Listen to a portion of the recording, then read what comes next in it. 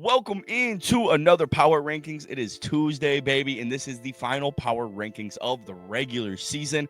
I'm so jacked up. We've got a decent slate for the weekend. A few scenarios still at play here. On Saturday, you got the Bucks and the Panthers, who will be battling for rights to winning the NFC South. Only now if the Atlanta Falcons win. With their win over the Rams last night, if the Falcons win, it is a three-way tie, which goes to the Carolina Panthers. So Panthers could still lose this game and get in. On Saturday night, you've got Seahawks and 49ers battle for the 1 seed. That's beautiful. Sunday night, you've got the Steelers and the Ravens battle of the AFC North. So three really big matchups, some seeding at play. The Rams could go as low as 6, high as 5. The Bears could go low as 3, high as 2. Same with the Eagles. Other than that, though, not too much going into it. Let's go ahead and get into my top 10 teams of the final week of the regular season. We'll kick it off with number 10, and that is the Green Bay Packers. Coming off back-to-back losses now, find themselves locked in to the 7 seed in the NFC. And yeah, hasn't been great.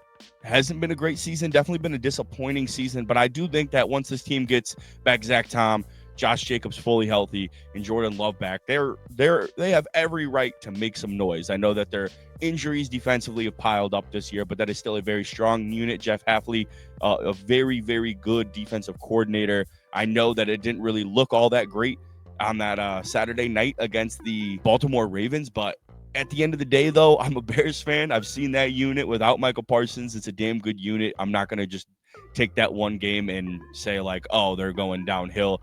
And once they get those 3 guys back offensively, I think this is a team that could really make some noise in the playoffs. Not a team to be slept on. Let's go ahead and move into my number 9 team. That's the Houston Texans, coming out firing hot against the Los Angeles Chargers Saturday. After that, it really stalled for them offensively. C.J. Stroud started throwing a couple of picks. That's always been my concern with this team, is what the limitations on the ceiling, or what's the limitations, the ceiling on this offense. How far can it truly take this team? On the defensive side of the ball, though, I mean, there's no question about it. It's the best unit in football. They showed that. I mean, I know that the Los Angeles Chargers offensive line is absolutely abysmal, but it was just wreckage. You knew that was going to happen, and it's exactly what happened. Defense can win you championships. Defense can take you all the way. This Houston team has every chance in a wide open AFC to go out there and get the job done. Let's go and move into my number 8 team. That's the Buffalo Bills, man. When it comes down to it, crunch time, I do believe the Buffalo Bills can go out there and do it. But I really do worry about their playmakers, man. I don't know how far they can go with these playmakers. That's a crazy thing about the AFC this year. It really is wide open. And you would think if there was any year that the Buffalo Bills should get it done, it is this year. There's really not many excuses that this team can make with how wide open the AFC is. And I do think that the Bills will get that done. But right now, my faith is very, very low. My faith is very low in a lot of teams. You know, I think that there's a lot. It's very evened out, sort of, despite the records in the AFC. It's hard to put that much faith and stock into the New England Patriots, despite how well they've played. But you look at their strength of schedule, and it's not the greatest, but they do have wins over the Bills and the Ravens. You look at the Broncos. They've had some really ugly wins this year. You think to yourself, can they do it? Of course they can. They have a good defense. They have Sean Payton. Of course they can go get it done. And it's just like, I still want to put my money on the fucking Bills, man. They've been there. They've done that. They've been so close. And I think this is the year that they can finally get over the hump and get it done. Go ahead and move into I don't know why Sean McDermott went for 2 the other day, though. The Eagles had 0 passing yards in the second half. Kick the extra point. Go to overtime. You win that ball game, guaranteed. I understand wanting to knock it out and do it, and they had the play. It was there. Josh Allen just missed the guy. Kick the extra point, you win that game. I'm sorry. You would have beaten the Eagles. No doubt about it. Number 7, my Chicago Bears. I know I'm rocking all Bears gear. I try not to do that during my power rankings because I try to come off as unbiased. It's just what I threw on today. Forgot I was doing it. Bears at number 7, though.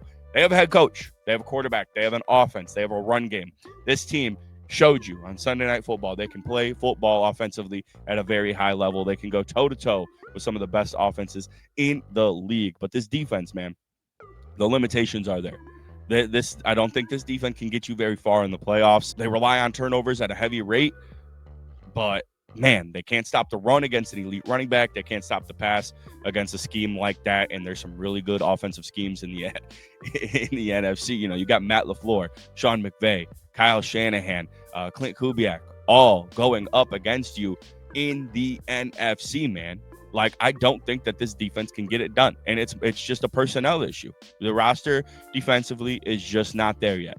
Offensively, you've got all the tools and the pieces to make a run, but you don't have that on the defensive side of the ball. I think that my Bears are a fun team. They're an exciting team. Arrow is pointing up, but I do not see this team being able to make a serious postseason push. Number 6, I got the Jacksonville Jaguars. A really sound overall unit, I would say right now. Liam Cohen is probably my coach of the year. That would rely on if Kyle Shanahan wins the number 1 seed with this team, then that roster that he has. If he does that, I'd probably put my money on Kyle Shanahan. But right now, Liam Cohen, my coach of the year. Complete turnaround. Trevor Lawrence playing phenomenal football. I think this is maybe my first time talking about the Jaguars because I didn't do a video after they beat the Broncos. Overall, though, phenomenal job from Liam Cohen. The offense and defense are really going hand in hand. They've had a couple of ugly losses this year, but at the end of the day, they have a lot of signature wins, some really big wins on their resume this year. And this is a team who has every right to go out there and play for the Lombardi Trophy this year because they're a very, really spread out unit. I mean, the AFC, man, I've said it time and time again, wide open. Number 5, we've got the Denver Broncos, and they gutted out a really ugly game against the Kansas City Chiefs, against Chris Olakun on Christmas night, a game that shouldn't have been that close, but that's kind of been the storyline of the Denver Broncos this season, man. They've gutted out a lot of really ugly wins this year, but they also do have some nice wins on their resume as well. Very hard to gauge this team because if you look at their last 2 competent opponents, they really had poor defensive efforts. The Packers were able to do whatever they wanted in the first half, kind of eased up in the second half. And then, I mean, the Jaguars just had their way with them. They were just playing with their food, really. And I still think that this is one of the strongest units in football, but just a matter of what team is going to show up when it comes postseason time, because this team can really put a beat down. They can really knock off a really good AFC team. They can knock off the Bills. They can knock off the Texans. They can knock off the Jaguars. Just a matter of which team shows up. It really is. Because if it's the team that's gutting out these ugly losses, that's not going to get them far. That is not going to get them far because these opponents, when it comes postseason time, it's nut crunching time, man. You got to really wake up. Number 4, Los Angeles Rams. Back-to-back losses for my team to come out of the NFC this year. I've been saying it all year, and this is the lowest ranking that I've had them at because I didn't do a video after the Rams and Seahawks game where they were number 1 before that. But yeah, you got to drop them down to 4. Something's just not right now. I'm not really worried about it, though. I think this team can very well find themselves in the Super Bowl this year. I think to myself every single day, if there's a head coach and a quarterback duo that I would take on just any given Sunday, one game, I need them to go win it, I'm taking Matthew Stafford and Sean McVay. I said that in the offseason. I said I would take Matthew Stafford and Sean McVay right there with Patrick Mahomes and Andy Reid. And I still feel that way. But right now, they don't look like the Rams that they look like all year. They've got to work some shit out. Man, there was a tough one last night. Not a game you want to lose. Not a game you should have lost. And now you find yourself out of the race for the division. But that being said, I think that this team can go to the Super Bowl. I still expect this team to go to the Super Bowl. But as of right now, I don't see it. You know, just with the way they're playing right now, it's not going to happen. But I expect them to wake up come playoff time. Team been there, done that, no issues about it. Number 3, New England Patriots, the MVP, Drake May. How quickly, things can shift like that. Matthew Stafford was like minus 500 just 2 weeks ago. Back-to-back losses and some iffy play against the Panthers and the Falcons in that mix there is just really hurt his stock. And then Drake May goes out there, competes like 95% of his balls for 260 yards and throws 5 touchdowns against the Jets.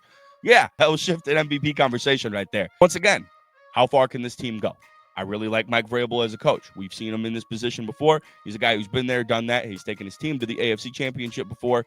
But at the end of the day, how far can this team truly go? We're going to find out because I don't. You play who's on your schedule. I never want to knock a team for their schedule, but you know they haven't seen competition like this at this level. It's a very young team. It's a learning team. It's not going to be an easy task for this team. They've played in some big games this year and they've beaten some big opponents this year, but they have not faced challenge after challenge after challenge like they will have to do if they want to make their way to the Super Bowl. But right now, on fire. I love it. Number 2, San Francisco 49ers. Kyle Shanahan, like I said, if he gets the 1 seed this upcoming Saturday, he deserves Coach of the Year. What this team has done without Nick Bosa, Fred Warner, George Kittle half the year, Brock Purdy half the year, to be in the position that they are right now, you could argue that he still should get it, even if they don't win the 1 seed. I thought after those massive losses that we were probably going to see a 500 team maybe sneak in at the 7 seed. No, I mean, this team is good. This is the best offense in football right now. They are the best offense in football right now. I know that this is coming off of a Sunday night showcase, but Brock Purdy has 10 touchdowns in his last 2 games. He has more touchdowns than Jordan Love does, like more touchdowns than a bunch of these, like Sam Darnold. And he's played like, a quarter of the games? He's nuts. He's playing on fire right now. Like, he looks like the best quarterback in football right now. That's the truth. But I really worry about their defense and how far they can take them. Those injuries have really piled up. They've given up a lot of points. If you watch the Bears offense against them, the Bears offense kind of did whatever they had to against them, except scored the game-winning touchdown. But, I mean, they were having their way with the defense, and it's a good offense. It's a good offense for my Chicago Bears.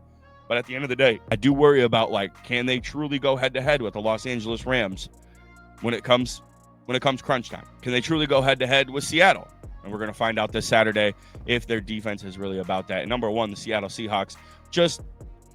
I trust the 49ers offense more, but I trust the Seattle Seahawks defense a lot more than I trust the 49ers offense in terms of head-to-head. I think Seattle's offense is really good, and they can score a lot of points on the 49ers defense. And I kind of think they should be able to, defensively get more stops than allowed scores. You get what I'm saying. I trust the Seattle offense to score and Seattle's defense to make enough stops to win this game. That's what I just trust more, a more well-rounded unit. But overall, it's not going to be easy. This is the hottest offense in football, and this is, and probably the 1 and 2 teams in the NFL right now going at it neck and neck for the number 1 seed in the NFC. That is fun. That is exciting. I can't wait for Saturday. It's going to be very interesting to see what goes down. I'm sure George Kittle will be back. And I'm not sure about Trent Williams, but when they have George Kittle on that field along with Christian McCaffrey, it is scary to see who can stop that team. And if the 40, I heard it all night Sunday night, felt like it was fucking a part of the script. If the 49ers win, they get the 1 seed, and the Super Bowl is in San Francisco this year. This team might not play another game on the road all year long if they win this game on Sunday. Super exciting. Thank you guys for an amazing regular season. Enjoy the final week. For the teams who are not in the playoffs, I do wish you guys all the best. It sucks. It's always a bittersweet feeling knowing that this is the last week and this is the last time you'll watch your team play football until September. I've been on the short end of that stick more times in my life than not. I've been on that short end of the stick for the last 5 years, and then the previous 2 years before that, and then the previous 7 years before that. I mean, I've only seen 4 playoff games, I should say, since I've been 10 years old. Think about that. So I don't have it too sweet, but I am excited to finally get to watch my team in the playoffs this year. Thank you guys so much for tuning in to another Power Rankings. We finally have that head coach video coming out in 2 days. It'll be out on Thursday. Next week, we're going to have so much content. I'm going to be breaking down all the head coaching firings, some top head coaching candidates, and I'm going to be talking about the AFC wildcard round and the NFC wildcard round. We've got so much content coming out for you guys. I'm even putting together my scouting list for the NFL draft because it's going to be that time before you know it. I'll talk to you guys soon. Peace.